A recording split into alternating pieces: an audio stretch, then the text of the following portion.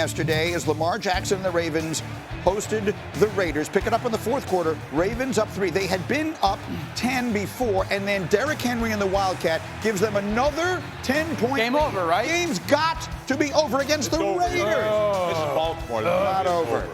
No well, we got vintage Davante Adams yesterday. I mean, that is good coverage.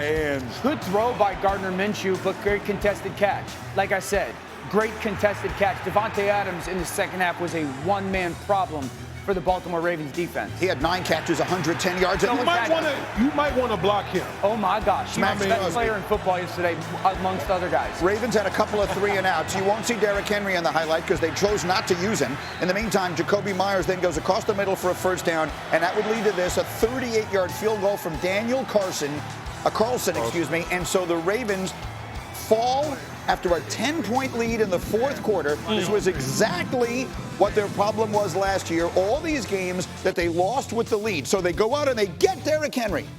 So in consecutive weeks, they bring him in for these fourth quarter carries. In the final 10 minutes of their 2 games, both losses, he has a combined 3 carries.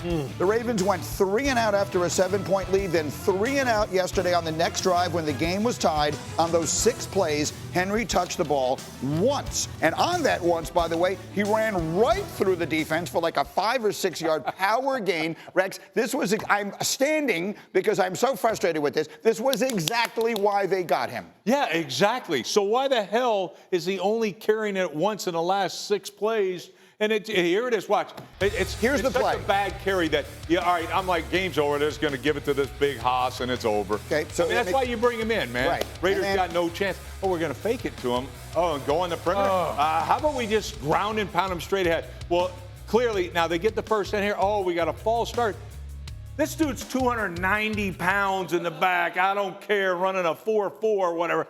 And you brought him in. It's a great offseason pickup, man, because I'm like, what do the Ravens need to do? Close out games in the fourth quarter. Yep. This guy's the best closer in the business, so give him the football. What? One time, Greeny. Here's my push. I think they're very predictable now, offensively, because of the addition of Derrick. They should have been predictable in that situation. Yeah, I can predict that if they gave him the ball, they'd had a really good chance to run the clock out and win the game. I could push back and say that defensively, when Derrick Henry's in the game, they know the run's coming. And you can watch it where the Raiders look at when Derrick Henry's in the game, 5 guys at the line of scrimmage. They are literally just, watch the flow. They are just teeing off on the run. There's no hesitation. Everybody is just selling out. It's like run blitz after run blitz after run blitz. They're putting 5 guys at the line of scrimmage because more than likely when Derrick's in the game, early downs were going to get run. The contrast is this. When Justice Hill's in the game, it's like 90% pass. So I think there's a little, we talked about it last week, there's a little bit of them figuring out when Derrick's in the game on early downs, how can they counterpunch with not obvious run situations, and the same with Justice Hill. When he's in the game, how can they counterpunch and make sure they run it to take advantage of some soft coverage? I think they've become predictable in that way. Mark Andrews, the way they've utilized him is just criminal. Mark Andrews? Yes. It's third quarter again, he gets the catch. It's criminal. Listen, you got 2 really good tight ends. Like, if you got Derrick Henry in the backfield and teams that know that he's going to sell out to stop the run, it's the perfect time to go play action. I just think, again, just to go back to our original talking point, bro, you hand off to Derrick Henry, first and, second down and 5.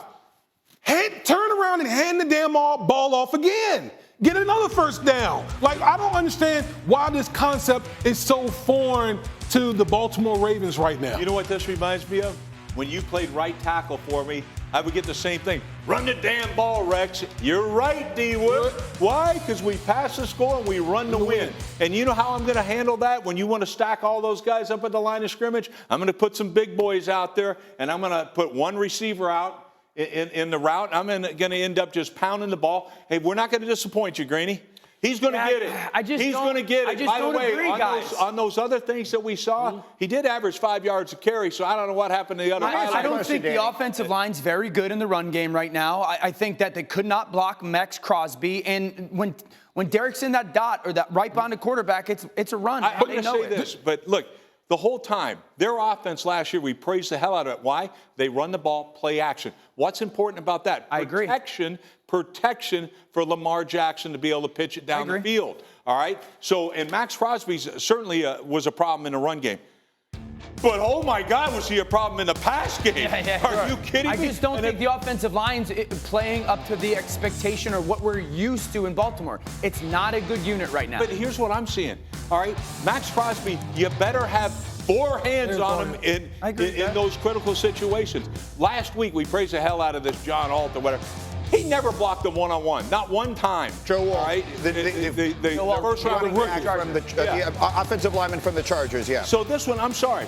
4 hands better be on Max Crosby. If they ain't, that's what's going to happen to your passer. Let me just show you what the Ravens have coming up. So they start out 0-2, and this is not going to get easier.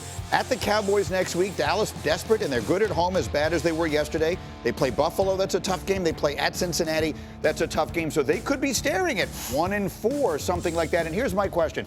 Last week, when the Detroit Rams game went to overtime, everyone in the building and everyone watching knew the Lions were going to run it down their throat. And you've got Derrick Henry. I don't care if the other team knows they're going to do it. I'm going to do it until they stop it. They're going to have to prove to me they can stop it in the fourth quarter when I'm going to blow another 10-point lead, which this team majors in the last few years. There's a difference between lining up and saying, here it comes, stop it, with the top 5 offensive line, and here it comes, stop it, with an offensive line that's bottom 10 right now. Not good enough. Fields and the Steelers visiting the Broncos. No Russell Wilson against his former team and his former coach. Fields, whose numbers will not reflect how well he played, finding Darnell Washington on a 3rd down. Yeah, I love that. Down in the red zone, you get a matchup, back shoulder fade, touchdown. That's a big fella. Second quarter, Bo Nix and how about T.J. Watt? Dominant again yesterday, 2 weeks in a row. They dropped that backside end into coverage, hesitation by Nix, sacked by T.J. Watt. Third quarter, Steelers up 10-0. Tricky Broncos. How about this play? Yeah, reverse flea flicker, trying to generate some offense, and then Josh Reynolds goes up and makes a big-time catch. Gives this offense life. What's the one thing Bo Nix could then not do down in the red zone?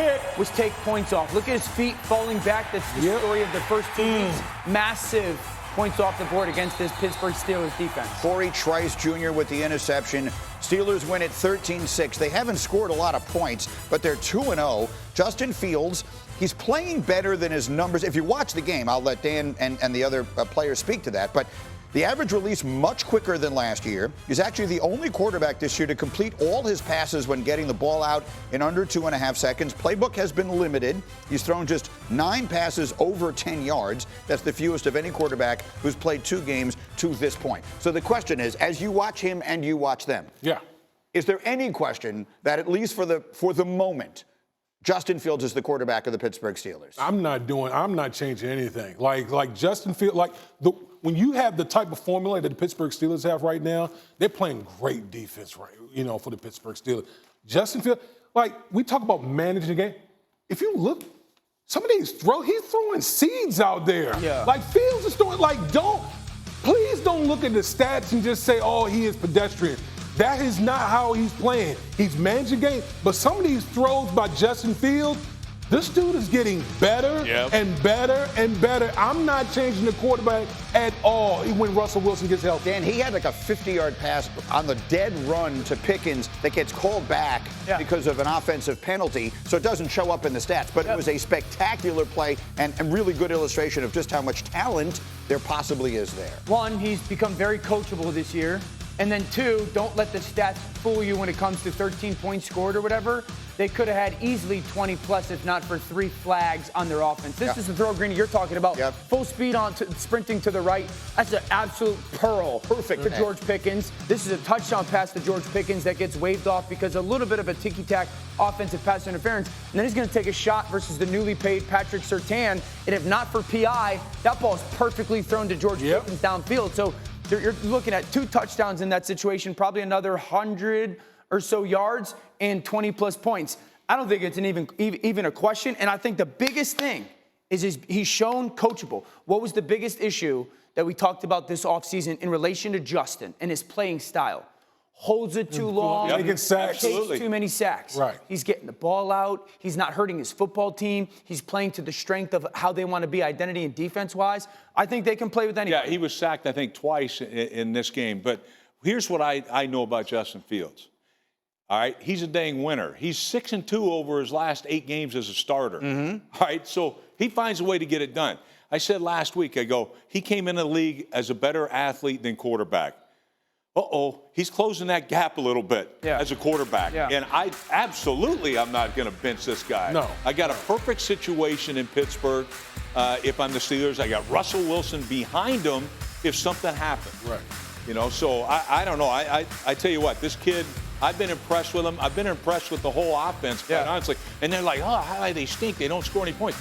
Yeah, they win games. They're running the ball. They're winning games. Yeah. They play the Chargers next week. And defense. really interesting matchup of two 2-0 AFC teams that people didn't see coming will be the Chargers at Pittsburgh next week. Quick final thought.